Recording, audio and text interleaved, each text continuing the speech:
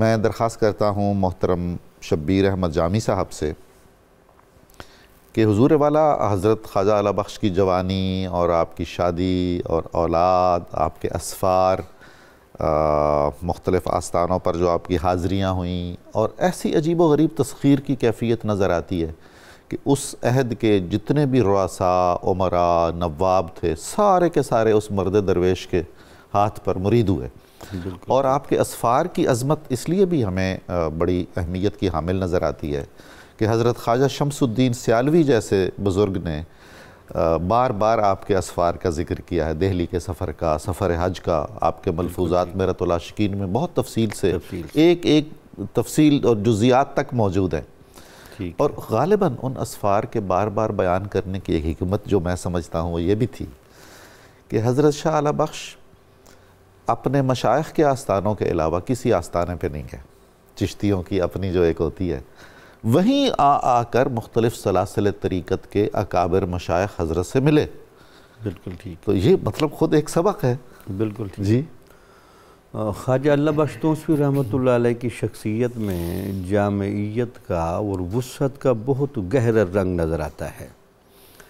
آپ کی جو اولاد مبارکہ میں آپ کے 3 صاحبزادوں کے نام ملتے ہیں، جی، ان میں ایک حضرت علامہ محمد موسیٰ صاحب کا نام ہے، سبحان اللہ، علامہ محمود صاحب کا نام ہے۔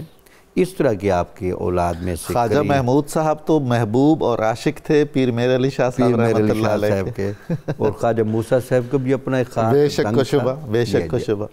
تو یہ خانوادہ اس خاص رنگ میں رنگا ہوا ہے، اور خواجہ اعلیٰ بخش توسوی رحمۃ اللہ علیہ کو جو سلسلہ چشتیہ اور نظامیہ کے نظم کو برقرار رکھنے کی جو ایک ذمہ داری سی لگتی ہے، سبحان اللہ، سبحان اللہ، اس جگہ پر آپ متمکن رہے۔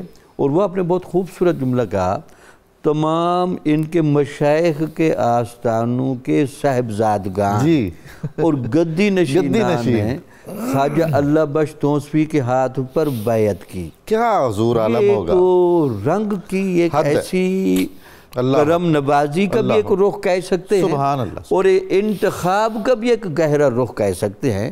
حضرت فخر الدین دہلوی صاحب کے صاحبزادے حضرت نظام الدین کالے خان صاحب کو جو آپ کے ہاتھ پر باقاعدہ بیعت ہوئے، تو اس رنگ کو ذرا چیک کریں کہ یہ کیا چنیدگی ہے۔ یہ وہی ہیں جو مرزا غالب کے بہت جن سے اچھے مراسم تھے، اچھے مراسم، اور آخری خلفاء میں سے بھی ہیں، آخری خلفاء میں سے بھی ہیں، بالکل ٹھیک۔ خواجہ اعلیٰ بخش توسوی رحمۃ اللہ علیہ کا جو سفر حج ہے نا، وہ سب نے بیان کیا ہے۔ کیا بات! اور سفر حج میں آپ ایک بہت لوگوں کو ساتھ لے کر گئے، سب کے اخراجات خود برداشت کیے، سب کے اخراجات خود برداشت کیے، اور وہاں جا کر آپ کی سخاوت کے، بے شک، آپ کی کرم نوازی کے اور غریب پروری کے بڑے مناظر دیکھے گئے، اور سادات گھرانوں میں دستک دے دے کر خود نذرانے پیش کیے۔ کمال ہے۔ دیکھیں نا، اپنا قبلہ نظامی سے بندہ ولی ہو اور نسبتوں کے رنگ سے آگاہ نہ ہو، صحیح فرما رہے ہیں کہ کہاں رحمت اور برکت کے کہاں استعارے موجود ہیں۔ ولی خانہ کعبہ کا طواف کیسے کرتا ہے اور خانہ کعبہ کو کس نگاہ سے دیکھتا ہے، کہ کسی نے باجزید بستامی رحمۃ اللہ علیہ سے پوچھا کہ طواف تو کئی لوگوں کو کرتے دیکھا ہے، لیکن ولی خاص رنگ سے طواف کرتے، کیا وجہ ہے؟ انہوں نے کہا یہ جلوہ الہی کو دیکھ رہے ہوتے ہیں۔ سبحان اللہ۔ تو جن کی کیفیتیں یہ ہوں، پھر حضور نبی اکرم صلی اللہ علیہ وسلم کے روضے مبارک پر جا کر ان اولیاء کی جو کیفیت بنتی ہے، اور وہاں سے فیض رسانی کے جو یہ چشمے کشید کرتے ہیں، اور رحمت للعالمینی کا جو رنگ یہ لے کر، کیا بات ہے آپ کی! یہ بھی ایک خاص ان کا وتیرہ ہوتا ہے۔ ان جگہوں پر جاننا، ہر جگہ عقیدت اور محبت کے ساتھ سلام پیش کرنا، یہ بھی خواجہ اعلیٰ بخش توسوی کے قرائن میں بہت زیادہ ملتا ہے۔ بے شک ایسا۔ پھر آپ نے دیکھا کہ یہ جب ہندوستان کی طرف سفر میں گئے، چشتی ہو اور خواجہ معین الدین چشتی اجمیری کا مزار ہو، اس کے کیفیت کو تو بندہ گیس ہی نہیں کر سکتا، اور آپ وہاں باقاعدہ 10 روز تک رہے، ان سارے مراحل کو دیکھا، ان کیفیات کو دیکھا۔ یہ تو ہماری ظاہری نگاہ ہے نا، جو ظاہر کو کراس نہیں کر سکتی۔ ولی کی نگاہ تو ظاہر پر نہیں رہتی، وہ تو باطن پر ہی رہتی ہے۔ تو ان تمام مراکز پر آپ نے سیر فرمائی۔ پھر دلی میں آپ تشریف لائے جہاں نصیر الدین چراغ دہلوی کا دربار، خواجہ قطب الدین بختیار کاکی کا دربار، خواجہ نظام الدین اولیاء کا دربار، خواجہ فخر الدین دہلوی کا دربار، یہ جو دہلی یہ چشتیوں کے انوار سے چمک رہا ہے، وہاں بھی آپ کافی عرصہ رہے۔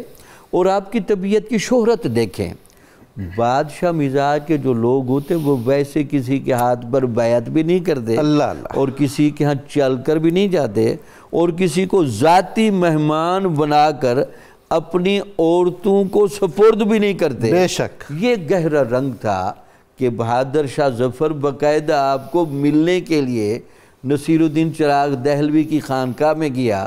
تو مشائخ چشت کا ہمیشہ یہ ایک طرح امتیاز رہا ہے، امیروں سے نفرت اس لیے نہیں کہ یہ ان کی اصلاح کی ضرورت نہیں، صرف اس لیے کہ اب یہ اصلاح کے لیے جو شرائط ضروری ہیں وہ امیر بندہ پورا کرنے کے لیے تیار نہیں ہوتا، تو اس لیے آپ ان سے اجتناب کرتے ہیں کہ یہ چونکہ لوگ اور ڈھب کے ہوتے ہیں، یہ بجائے تصوف کو فائدہ دینے کے تصوف کا چونکہ نقصان کرتے ہیں، اس لیے ان کے مشرب میں احتیاط رہی۔ بہت خوب۔ تو آپ چلے گئے وہاں سے، تو بڑی منت سماجت کر کے آپ کو واپس لایا گیا، تو بہادر شاہ ظفر نے آپ کے ہاتھ پر بیعت کی، اور شہزادیاں اور شہزادے پھر اپنے محل میں لے گیا۔ وہاں ساری عورتوں نے خواجہ اللہ با جیسا نور بھرا چہرہ دیکھا۔ سبحان اللہ، سبحان کہ یہ جو اولیاء ہوتے ہیں اپنا قبلہ نظامی صاحب، یہ حضور نبی اکرم صلی اللہ علیہ وسلم کے فیض کا عکس ہوتے ہیں۔ بے شک۔ اب تو حضور نبی اکرم صلی اللہ علیہ وسلم نے ظاہر و باہر اپنی زیارتیں نہیں کروانی، اب ان کی زیارت کی ایک وسعت کی شکل یہی ولایت ہی ہوتی ہے۔ آپ ولی کو دیکھ لیں، ولی کے چہرے پر اس کا ذاتی رنگ نہیں چمک رہا ہوتا، وہ فیضان نبوی کا رنگ چمک رہا ہوتا۔ بے شک ایسا ہی۔